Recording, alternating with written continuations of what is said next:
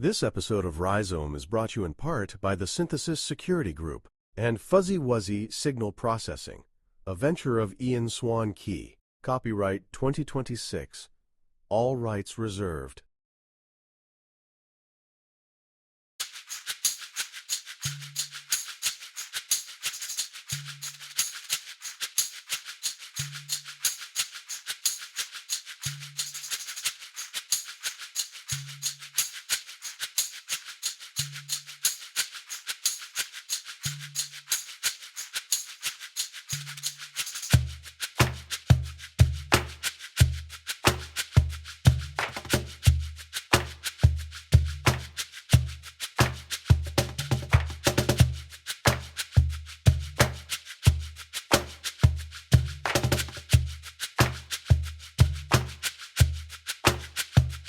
Welcome to This Explainer, where we're going to dive into a grueling, almost entirely forgotten historical tradition that literally shaped the greatest musical minds in history. I'm talking about the intensely physical, incredibly tedious practice of hand-copying orchestral scores.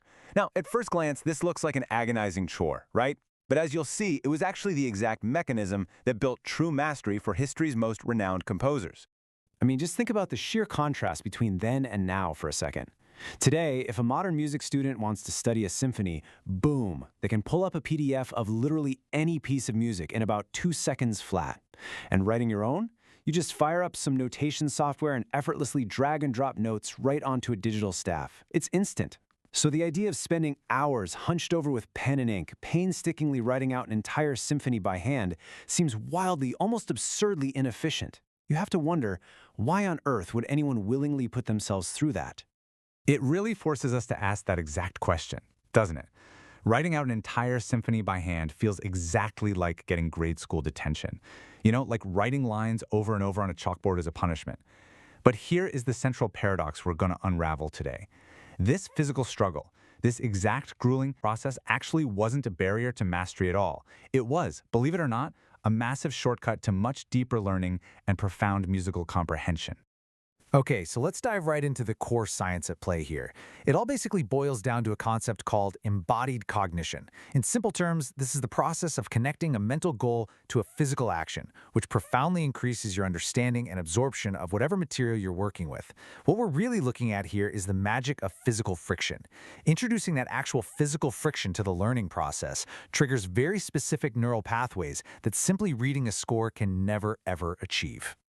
To really understand why this happens, we have to look at how our brains react to different mediums. Think about when you use digital tools, like dragging a mouse or scrolling on a screen. Your brain super easily slips into this passive skimming mode. You're basically just gliding over the information. But hand copying? That introduces vital physical friction. You literally can't just glaze over the notes because you have to actively engage with every single one of them. And here is what that active engagement actually looks like inside your head. When you hand copy a score, you're forcing 3 distinct brain regions to fire simultaneously.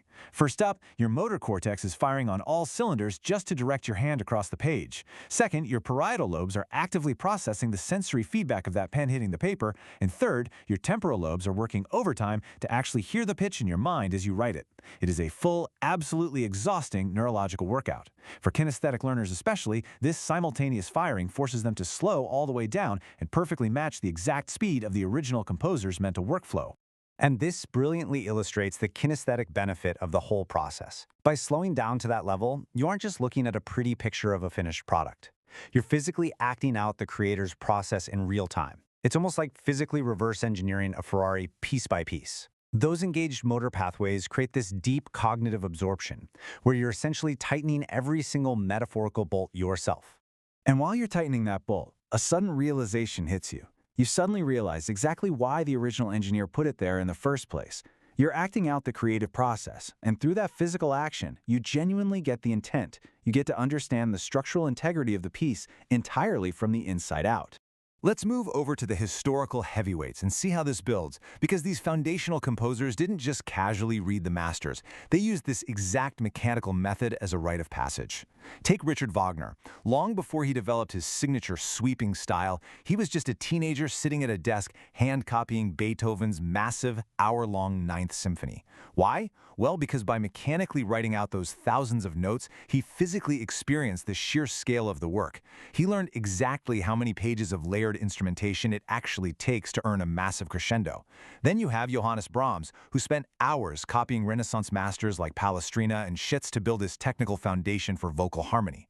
And of course, even the ultimate prodigy, Mozart, copied out the scores of J.S. Bach and G.F. Handel. Actually, let's look a little closer at Mozart's experience there. He was introduced to the scores of Bach and Handel by a well-connected patron named Baron van Swieten. But Mozart didn't just passively flip through them. No way. He hand-copied their fugues note for note. If you aren't familiar, a fugue is essentially a complex musical puzzle where multiple, distinct, intertwining melodies chase each other around. To truly understand that puzzle, Mozart physically navigated it by hand. And physically writing out those intertwining lines permanently shifted his style. That tactile, physical reverse engineering directly led to the brilliant contrapuntal writing you hear in his later masterpieces. The intricate layering of independent melodies in his famous opera, The Magic Flute, came directly from this grueling physical practice of reverse engineering exactly what to play and how to layer it. So the crucial point here is that learning what to play, figuring out all those intricate notes, is really only half the battle. If someone were starting their own hand-copying journey today, the real twist, the other half of the battle, is learning when not to play. It's all about embracing the kinesthetic benefit of empty space. To illustrate this, let's look at a pretty fascinating historical anecdote from 1908. The renowned composer Maurice Ravel was mentoring his peer, Ralph Vaughan Williams, and Ravel made him copy music. Specifically, he gave him the task to copy and orchestrate a very sparse, transparent Mozart minuet. The entire goal of this exercise was to teach Vaughan Williams the art of French clarity and, most importantly, restraint. Now, what's really fascinating is exactly how that lesson in restraint was physically delivered. Think about it. When you're passively skimming a digital PDF, your eyes just gloss right over the silent, empty spaces. It is entirely effortless to ignore what isn't there. But when you're forced to copy a really sparse section of music by hand, you have to physically skip measures. Your hand literally stops moving, and you have to physically draw the rest symbols right there on the page. Your hand rests on the desk. You physically live in that pause. And that physical act of stopping forces your brain to value the silence just as much as the notes themselves. It makes the abstract concept of restraint incredibly tangible. This completely shifts that whole grade school detention assumption we talked about at the start. The physical struggle of drawing empty space isn't a barrier at all. It is the exact mechanism that builds a deep understanding of musical clarity.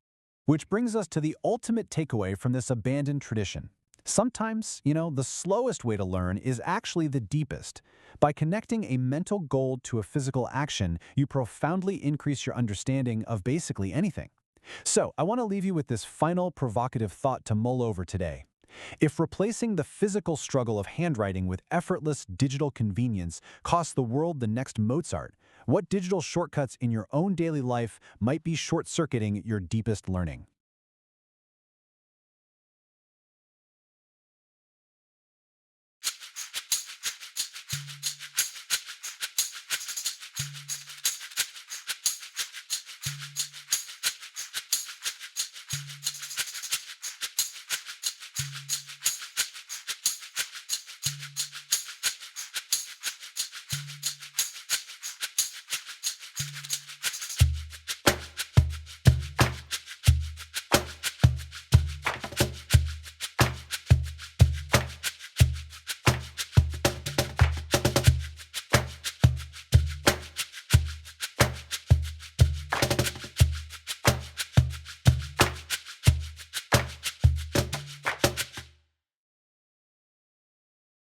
Now available exclusively on Amazon Kindle eBooks, Rhizome Summer 2026, a collection of essays, Rhizome Fall 2026 Book 2.